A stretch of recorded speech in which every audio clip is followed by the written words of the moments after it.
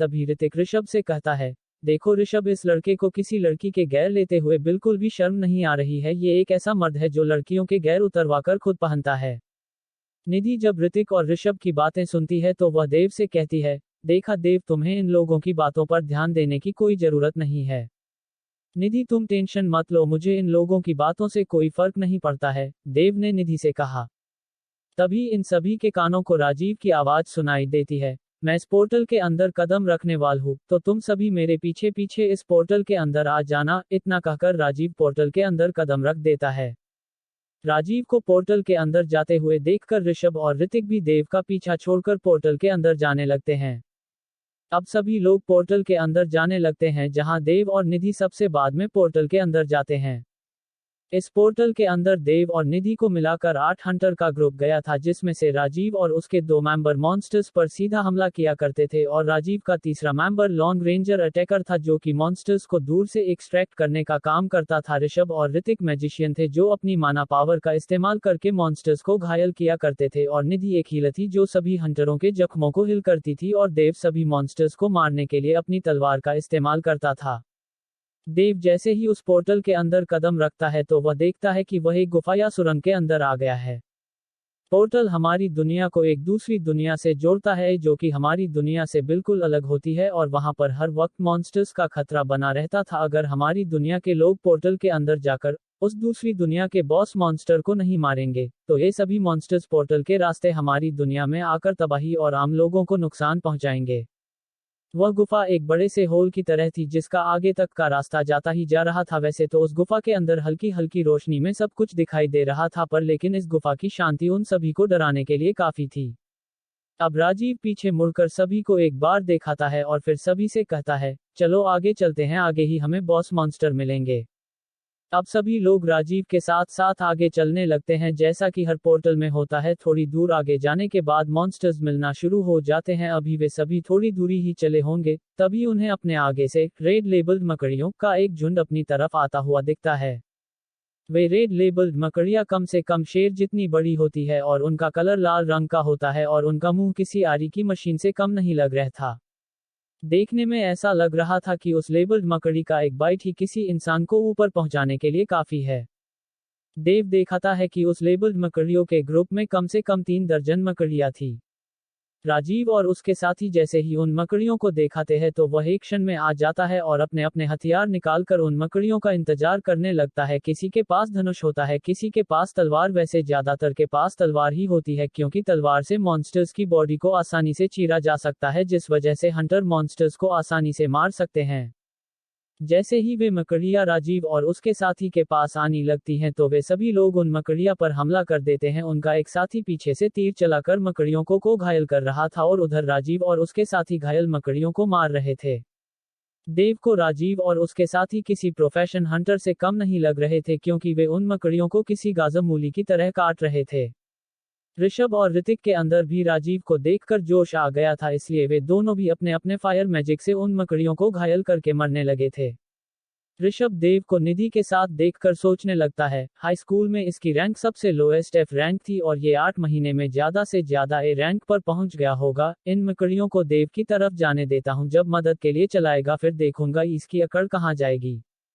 अब ऋषभ अपनी तरफ आने वाली मकड़िया को देव की तरफ ले जाकर उनके आगे से हट जाता है, जिस वजह से वे मकड़िया देव और निधि की तरफ आने लगती है। उन मकड़ियों को अपनी तरफ आते हुए देखकर निधि घबरा जाती है, क्योंकि निधि को भी पता होता है कि देव की रैंक ज्यादा हाई नहीं है और वह इन मकड़ियों का सामना नहीं कर पाएगा।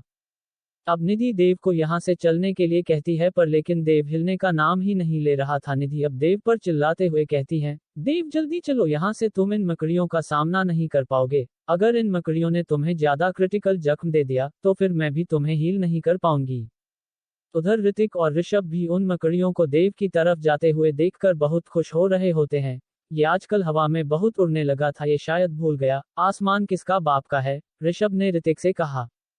अब तक हमने कहानी में पढ़ा कि देव अपने ग्रुप के साथ उस डी रैंक के पोर्टल के अंदर चला जाता है, जहां उनका सामना बड़ी साइज की मकड़ियों के साथ होता है। तभी उनमें से कुछ मकड़ियां देव और निधि की तरफ आने लगती है।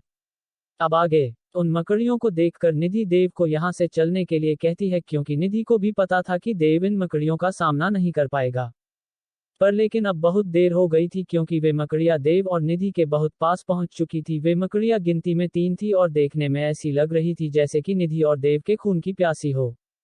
उन मकड़ियों को देखकर निधि को अपनी मौत सामने दिख रही थी क्योंकि निधि एक हीलर थी और वह कोई वॉरियर टाइप हंटर नहीं थी। निधि का काम जख्मों को हील करना है, ना कि किसी मॉन्स्टर को मारना, और अगर निधि किसी मॉन्स्टर को मारने भी चाहे तो वह मार नहीं पाएगी, क्योंकि जब भी किसी हंटर की पावर अवेक होती है तो उसे एक यूनिक एबिलिटी मिलती है और इन एबिलिटी को भी 3 क्लास में बांटा गया है, जैसे कि वॉरियर, मैजिशियन और सपोर्ट क्लास, और इन क्लासेस में भी अलग अलग टाइप के हंटर होते हैं। जैसे कि वॉरियर क्लास में वे हंटर होते हैं जिनके पास super speed, super strength, super hearing, telekinesis power, teleportation power जैसी पावर्स होती है, और वॉरियर क्लास के हंटरों के पास कोई इन एनर्जी नहीं होती है।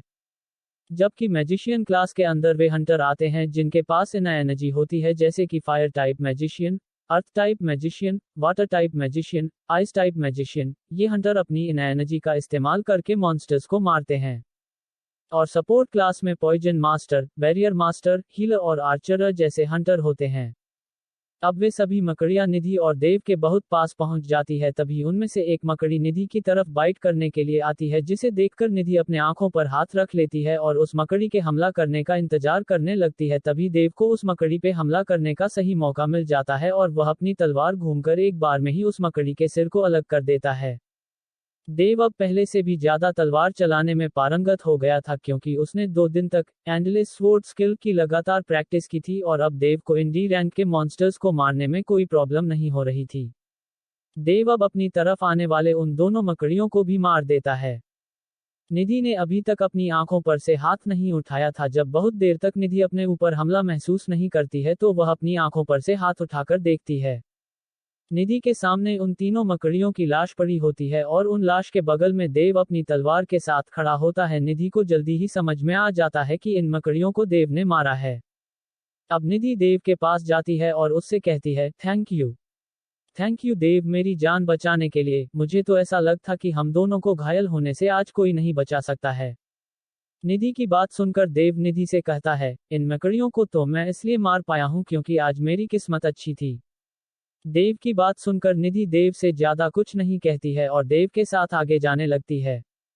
ऋषभ और रतीक को तो विश्वास ही नहीं हो रहा था कि देव ने इन तीनों मकड़ियों को मार दिया है। अगर वे दोनों मिलकर भी इन तीनों मकड़ियों पर हमला करते तो वे कभी भी इतनी जल्दी इन मकड़ियों को नहीं मार पाते। अब राजीव सारी मकड़ियों का खात्मा करके उन सभी के पास आ जाता है और सभी से कहता है, इन मकड़ियों के अंदर से इनके क्रिस्टल निकाल लो। अब थोड़ी देर बाद वे सभी उन मकड़ियों के अंदर से क्रिस्टल निकाल लेते हैं। जब वे सभी उन मकड़ियों के अंदर से क्रिस्टल निकाल लेते हैं तो राजीव उन सभी को आगे की तरफ चलने के लिए कहता है। राजीव की बात मानकर वे सभी आगे की तरफ चलने लगते हैं। आगे चलते चलते देव अपने सिस्टम की स्टेटस विंडो को खोल लेता है क्योंकि देव के कानों में कुछ आवाज गुंजी थी। देव अपनी स्टेटस विंडो में देखाता है कि उसके एक्सपीरियंस पॉइंट 430 से 730 हो चुके हैं। देव समझ जाता है कि उन मकड़ियों को मारने पर उसे 300 एक्सपीरियंस पॉइंट मिले हैं। देव अब अपने मन में सोचने लगता है, अगर मुझे एक रेड लेबल्ड मकड़ी को मारने पर 100 एक्सपीरियंस पॉइंट मिलते हैं तो फिर मैं जल्दी ही 1000 एक्सपीरियंस पॉइंट कर लूंगा, और फिर 1000 एक्सपीरियंस पॉइंट करने के बाद मैं अपनी सिस्टम की शॉप में से कुछ परचेज कर सकता हूं क्योंकि मेरे सिस्टम की शॉप में 1000 एक्सपीरियंस पॉइंट के ऊपर का ही सामान मिलता है। अब वे सभी गुफा में आगे चलते चलते एक बड़े से हॉल में पहुंच जाते हैं। उस हॉल में कदम रखने के कुछ सेकंड बाद ही उनके आगे की तरफ से बहुत सारी काले रंग की मकड़ियां आने लगती है। उन मकड़ियों का साइज पहले वाली मकड़ियों से 2 गुना था और देखने में वे मकड़ियां पहले वाली मकड़ियों से ज्यादा ताकतवर लग रही थी। अब वे सभी मकड़ियां कुछ ही सेकंड में उन सभी के पास पहुंच जाती है और उनके पास पहुंचकर उन पे हमला कर देती है। राजीव उन मकड़ियों को देखकर घबराते नहीं है बल्कि अपनी तलवार को घूमकर उन मकड़ियों को मारने लगता है। राजीव उन मकड़ियों को बड़ी आसानी से मार पा रहा होता है। देव को अभी तक राजीव की एबिलिटी के बारे में पता नहीं लगा था क्योंकि राजीव ने अभी तक अपनी असली पावर का इस्तेमाल नहीं किया था। पहले की तरह ही उनमें से कुछ मकड़ियां देव और निधि के पास भी आने लगती है। उन मकड़ियों को देखकर देव निधि को अपने पीछे कर लेता है और उन मकड़ियों का आने का इंतजार करने लगता है और वे मकड़ियां कुछ ही सेकंड में देव के पास भी पहुंच जाती है। जैसी ही वे मकड़ियां देव के पास पहुंचती है, देव अपनी तलवार को साइड में करके आगे की तरफ भागता है। जैसे ही देव की तलवार मकड़ी के शरीर को छूती है, उस मकड़ी का शरीर दो भागों में बंट जाता है। अब देव अपनी तरफ आने वाली सभी मकड़ियों पर हमला कर देता है। देव को पहले वाली मकड़ियों के मुकाबले इन मकड़ियों को मारने में ज्यादा प्रॉब्लम हो रही थी, पर लेकिन फिर भी देव उन मकड़ियों को मार पा रहा होता है। उधर ऋषभ और ऋतिक अपने फायर मैजिक से उन मकड़ियों को मारने की कोशिश कर रहे थे। उनके फायर मैजिक से वे मकड़ियां घायल तो हो रही थी, पर लेकिन मार नहीं रही थी। अब ऋषभ और ऋतिक राजीव की तरफ भागते हैं और उनके पीछे जाकर खड़े हो जाते हैं। जब राजीव देव की तरफ देखाता है तो वह हैरान हो जाता है, क्योंकि उसे लग रहा था कि निधि जिस बंदे को लाई है वह बहुत कमजोर हंटर है, पर लेकिन राजीव को देव को देखकर ऐसा लग रहा था कि देव कोई स्वॉर्ड मास्टर है, क्योंकि देव उन मकड़ियों को किसी प्रोफेशन तलवारबाज की तरह ही मार रहा था। देव का हर मूव उन मकड़ियों के लिए घातक साबित हो रहा था। देव 3-4 स्लैश में